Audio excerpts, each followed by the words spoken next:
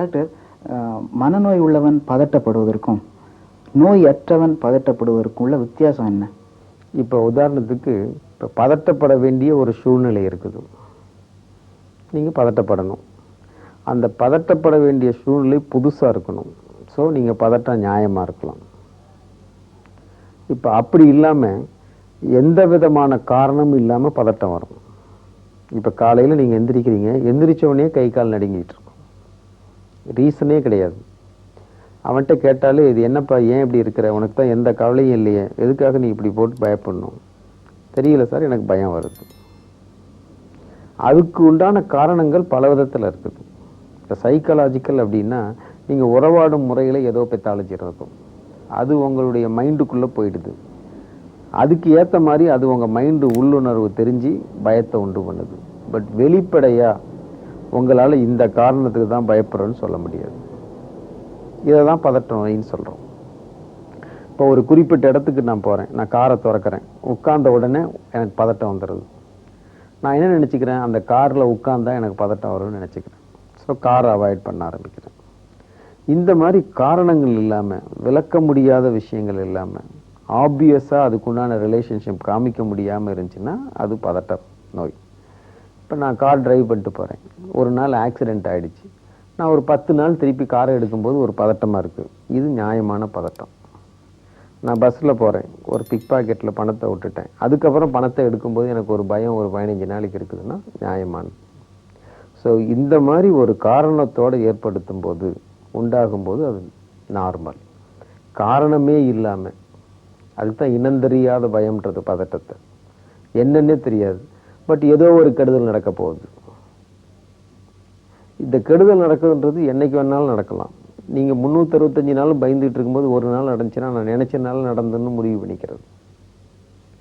இதே மாதிரி ஆப்போசிட் இருக்குது. இப்போ பயப்படுறது மட்டும் இல்லை, சில பேர் எதை வேணாலும் என்னால் சாதிக்க முடியும், உலகமே பிறந்தது எனக்காக தான், நான் நினைச்சா எதை வேணாலும் சாதிக்கலாம், இதுவும் பெத்தாலஜி.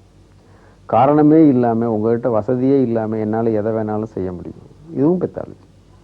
ஸோ இந்த மாதிரி ஒரு காரண காரியத்தோட, அப்ராப்ரியேட்னஸோட, அடக்குவதியோட, அடாப்டேஷனோட இருந்துச்சுன்னா நார்மல் எமோஷன். அதுக்கு மாற அதிகமாக இருந்தாலும் சரி, குறைவாக இருந்தாலும் சரி, அது பெத்தாலஜி. இதை வச்சு தான் வந்தவனுக்கு நோய் இருக்கா இல்லையான்னு கண்டுபிடிக்கிறோம். இந்த நோய்க்கு பல காரணங்கள் உண்டு. ஏன் அவன் பயப்படுறான், ஏன் அந்த பதட்டம் வருது, இது வந்து இன்ட்ராஸ்பெக்ஷன் அனாலிசிஸ் கண்டுபிடிச்சி அதை நாம் எடுக்கிறது, அது நோயினுடைய பெத்தாலஜி.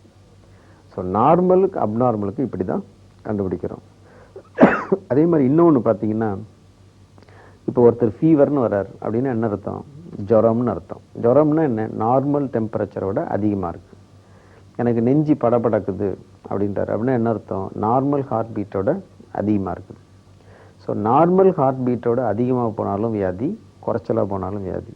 நார்மல் டெம்பரேச்சரோட அதிகமாக போனாலும் வியாதி, குறைச்சலாக போனாலும் வியாதி. ஸோ அப்போ நார்மலாக இருக்கிறவனுக்கு என்ன, அவனுக்கு டெம்பரேச்சரும் இருக்குது, ஹார்ட் பீட்டும் இருக்குது. அதே மாதிரி நார்மலாக இருக்கிறவங்ககிட்ட பயம் இருக்குது, பதட்டம் இருக்குது, படபடப்பு இருக்குது, சந்தோஷம் இருக்குது. இந்த நார்மலுக்கு அதிகமாக போனாலும் குறைச்சலாக போனாலும் இந்த நார்மல்ன்றது தான் டிஃபர் ஆகுது. எப்படின்னா காரணத்தோடு வரணும், அந்த இன்டென்சிட்டிக்கு ஏற்ற மாதிரி, அளவுக்கு ஏற்ற மாதிரி வரணும், அந்த தீவிரத்துக்கு ஏற்ற மாதிரி வரணும், அந்த குவாலிட்டிக்கு ஏற்ற மாதிரி வரணும். இப்படி கிளாஸிஃபை பண்ணி டிஃபர்.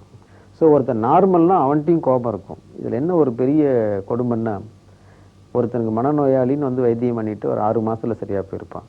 அதுக்கப்புறம் அவன் சாதாரண கோபத்தை கூட காமிக்கிறதுக்கு இந்த சமுதாயம் ஏற்றுக்கிறது கிடையாது. அவனை விட அதிகமாக வீட்டில் இருக்கவங்க மற்றவங்க கத்திக்கிட்டு இருப்பாங்க. பட் இவன் கொஞ்சம் கோச்சிக்கிட்டாலும் உடனே டாக்டர்கிட்ட கூட்டிகிட்டு போவான். ஒரு காரணத்தோடு வந்துச்சுன்னா அது. இப்போ நான் எங்கிட்ட யாராவது ஒருத்தர் பேஷண்ட் கூட்டிகிட்டு வரீங்க, அவனுக்கு கோபத்தை முழுக்கவே நான் எடுத்துடுறதில்ல.